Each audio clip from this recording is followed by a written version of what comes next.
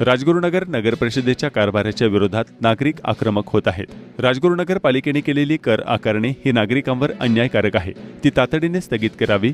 चाकण आणि मनसर प्रमाणे राजगुरुनगर नगर परिषद करवाढीला देखील स्थगिती देऊन पुन्हा नव्याने सर्व प्रक्रिया करावी अशी मागणी सामाजिक कार्यकर्ते दीपक थिगळे आणि स्वप्नील माटे यांनी नागरी विकास राज्यमंत्री माधुरी मिसाळ यांच्याकडे केली आहे।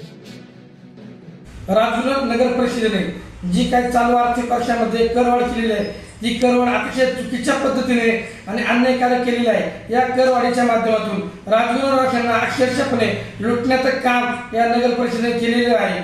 याच्या संदर्भामध्ये या राजगुरुनगर शहरातील जे काही लोकप्रतिनिधी असतील किंवा राजकारणी असतील किंवा भ्रष्टाचारी असतील त्यांना या ठिकाणी कोणत्याही प्रकारचे देणे घेणे राहिलेले नाही, कारण की त्यांनी या राजगुरुनगर शहराला पूर्णपणे वाऱ्यावर सोडलेलं आहे। या राजगुरुनगर शहरावर अतिशय म्हणजे भयंकर मोठ्या प्रमाणात लूट चाललेली असताना हे सर्व राजकारणी किंवा पुढारी यांनी झोपेतच सोडून घेतलेले आहे।